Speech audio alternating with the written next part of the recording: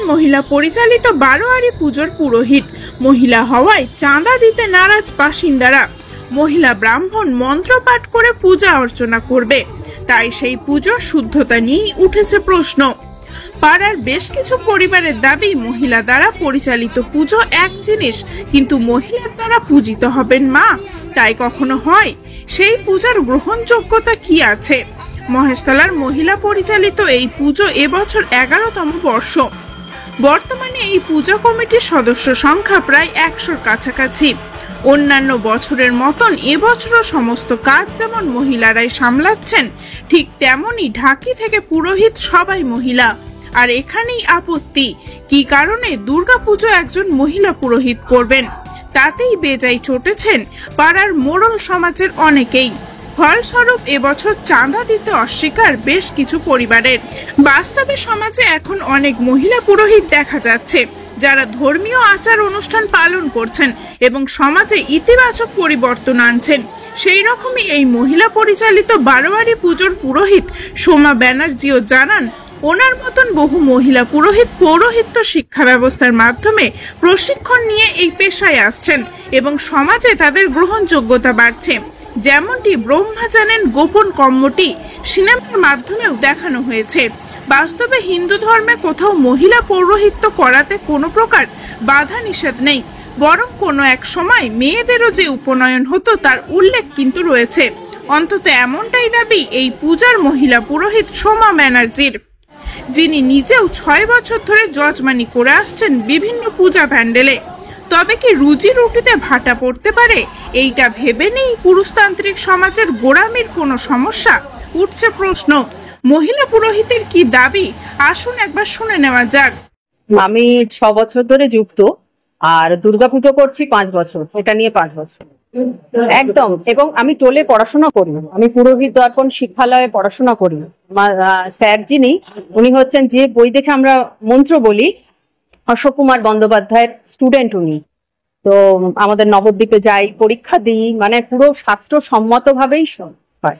তখন গুরুকুলে যাওয়ার জন্য সবার উপনয়ন, এবং স্কুল যাওয়ার জন্য যেরকম আইডেন্টিটি কার্ড, উপনয়নটা হচ্ছে সেম জিনিস। আগেকার দিনে উপনয়ন সবার, ওটা উপনয়ন। এখন যেমন উপনয়ন মানে পুজোর সঙ্গে ব্যাপার নয়, সার্বিক শিক্ষার জন্য গুরুকুলে, মানে সেই যুদ্ধবিদ্যা থেকে আরম্ভ করে সমস্ত শাস্ত্রর সমস্ত শিক্ষা ওইভাবেই হতো, এবং যার জটা সূত্র থাকতো সেই অনুযায়ী বোঝা যেত তার শিক্ষা। হ্যাঁ হ্যাঁ, তার সেই আর কি, সেই রকম তার শিক্ষা, তার সেরকম জ্ঞান। তো এটাই আগে ছিল। তারপরে মুঘল সাম্রাজ্য আসার পর আবার মানে মেয়েদের পিছিয়ে আসতে হয় বিভিন্ন কারণে, তখন থেকে এটা বন্ধ হয়ে যায়, ধীরে ধীরে আস্তে আস্তে বন্ধ হয়ে যায়। আবার আস্তে আস্তে যারা, এখন তো আবার সবাই মেয়েরাও তো প্রচুর সব ক্ষেত্রে এগিয়ে পড়াশোনা করছে, জানছে। ইভেন অন্যান্য স্টেটে আছে, বিভিন্ন স্টেটে আছে মহিলা পুরোহিত, মন্দিরে পুজো করেন রীতিমতো। তো আমাদের এখানে আবার মানে পড়াশোনার মাধ্যমে আবার জানতে পারছে। হ্যাঁ হ্যাঁ হ্যাঁ, প্রচুর প্রচুর কটূক্তির সম্মুখীন হয়েছে। হ্যাঁ, কটূক্তি তো আসেই, প্লাস মানে পুরোহিত সমাজ তো, মানে তারা তো ধরুন, এটা তাদের, আমি তা কাউকে ছোট করছি না, কিন্তু তাদের তো এটা জীবিকা। আর আমার ব্যাপারটা হচ্ছে এটা ভালোবাসা। তো ফলে তাদের কোথাও একটা অসুবিধে হয়, সেই জায়গায় তারা তো একটু আঘাত হানবেই। এটা আমাদের কি বলবো, আমাদের সামাজিক শিক্ষা বা আমাদের শাস্ত্রজ্ঞান কম, এক্ষেত্রে তার দোষ নয়। এটা আমাদের শাস্ত্র শিক্ষাটা আরেকটু সমাজে স্প্রেড করা উচিত, যাতে তারা সবটা বুঝতে পারে, জানতে পারে। আজকে বিদেশের লোকেরাও দেশের মাটিতে এসে শাস্ত্রজ্ঞান লাভ করছে। আমাদের হিন্দু শাস্ত্র পুরোটাই সায়েন্টিফিক, তো এটা সবার জানা দরকার। হ্যাঁ, করছি, এখনো করছি, পুরোহিত দর্পণ শিক্ষালয়। আমার গুরুর নাম জহর রায়। আমার নাম সোমা ব্যানার্জি। মহেশতলা পৌরসভার 24 নম্বর ওয়ার্ডের মহাশক্তির সঙ্গের মহিলা পরিচালিত এই পূজা কমিটির উদ্যোক্তাদের পক্ষ থেকে দীপা মাইতি জানান, সরকারি অনুদান এবং বিশেষ শুভানুধ্যায়ী কিছু ব্যক্তির সাহায্যে এবছরের পুজোর বাজেট 1.5 লক্ষ টাকা। আর কি বললেন শুনুন। মহাশক্তি সংঘ মহিলা দ্বারা পরিচালিত 11তম বর্ষ। ভারতবর্ষের গঠনের রূপরেখায় বাংলা স্বাধীনতা সংগ্রামীদের অবদান এবং আমাদের বাংলা ভাষায় বাংলা সাহিত্যিকদের অবদানকে স্মরণ করে এবছর আমাদের ভাবনা সেটা হচ্ছে মোদের গর্ব মোদের আশা আমরি বাংলা ভাষা। আমাদের ছোট্ট একটা পাড়ার গুটি কয়েক মহিলা নিয়ে পুজো কমিটি শুরু হয়েছিল। তো সেই পুজো কমিটিটা এখন বর্তমানে আরো অনেক জায়গার মহিলারা এসে আস্তে আস্তে যুক্ত হয়েছে। আমাদের স্পেশালিস্ট হচ্ছে আমাদের পুরোহিত মহিলা এবং আমাদের ঢাকিও মহিলা। আমরা এই পুজো কমিটিটা মহিলা পরিচালিত পুজো কমিটি এবং মহিলা পরিচালিত ক্লাব, যেটা মহেশতলায় নেই। আমাদের মাননীয় মুখ্যমন্ত্রী যেরকম বাংলার মহিলাদের জন্য মেয়েদের জন্য এগিয়ে যাওয়ার জন্য যে নানা রকম ভাবে প্রকল্পের মধ্যে সচেষ্ট হচ্ছেন, আমরাও তার একটা ছোট্ট অঙ্গ রূপে যেন কাজ করতে পারি। সেই জন্য যেটা আসছিল যে আমরা মহিলাদেরও তখন আমাদের পুজোর মধ্যে মহিলা পুরোহিত সামিল করার চেষ্টা করি নানা রকম নতুন উদ্যোগের সাথে। তো সেখানে নানা রকম বাধা শুধু না, এখনো আছে। অনেকে চাঁদা দেওয়া বন্ধ করে দিয়েছেন যাতে আমাদের পুজো কমিটির খুব সামান্য হয়, তার মধ্যে দিয়ে আমরা একটা মণ্ডপও করেছি। অনেক রকম ভাবে চেষ্টা করছি এটাকে নানা রকম সামাজিক অনুষ্ঠানের মধ্য দিয়ে আসা। মেয়েরা পুজো করতে পারবে না, মেয়েদের পুজো করার অধিকার নেই, সেই জন্য তারা পুজো দেবেন না। মেয়েদের পুজো কখনো শুদ্ধ হয় না, সুতরাং এখানে অনাচার হতে পারে, অমঙ্গল হতে পারে। আর উদ্দেশ্য হচ্ছে এই বার্তাটাই দেওয়া যে মেয়েরা কোথাও পিছিয়ে নেই। এই যে মহিলাদের নিয়ে যে একটা নবজাগরণ শুরু হয়েছে, যেটা মহেশতলার কাছে যেন একটা দৃষ্টান্ত হয়, সেটা আমি স্থাপন করতে চাই আমরা। এবং কখনোই আমরা এখান থেকে সরে আসবো না। আমাদের এই মহিলা পরিচালিত ক্লাব, মহিলা পুরোহিত দিয়েই আমরা পুজো করবো, যতই বাধা আসুক। দীপা মাইতি, আমি মহিলা পরিচালিত সম্পাদিকা। পুজোর আনন্দে যেন এতটুকু ভাটা না পড়ে, তার জন্য বিভিন্ন ব্যক্তির করা সাহায্য, দুস্থ পরিবারের ছোট ছোট ছেলে মেয়েদের নতুন বস্ত্র উপহার স্বরূপ যেমন দেওয়া হয়, ঠিক তেমনি পুজোর কটা দিন ভোগ বিতরণেরও ব্যবস্থা থাকে।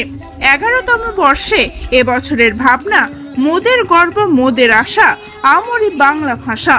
বাংলা এবং বাঙালির সংস্কৃতি এবং কৃষ্টিকেই তুলে ধরা হয়েছে। পুজো উদ্যোক্তাদের দাবি, মহিলারাও যে আজ সমাজের বিভিন্ন স্তরে পৌঁছে যেতে পারছে এবং তাদের গ্রহণযোগ্যতা বাড়ছে, এটা তারই বার্তা। মহেশতলা থেকে টিনা রায়ের রিপোর্ট, খবর 7 দিন।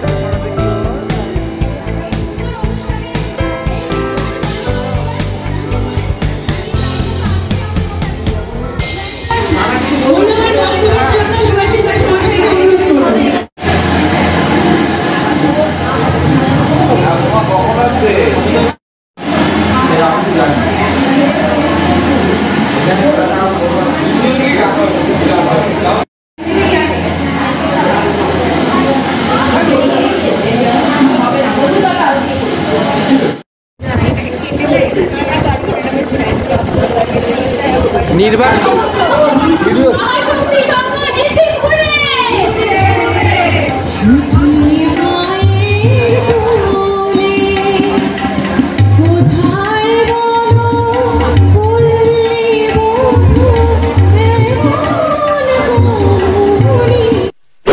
এমনই তাজা ও গুরুত্বপূর্ণ খবর পেতে খবর সাথে চ্যানেলটি সাবস্ক্রাইব করুন এবং নোটিফিকেশন পেতে বেল আইকনটি টিপুন।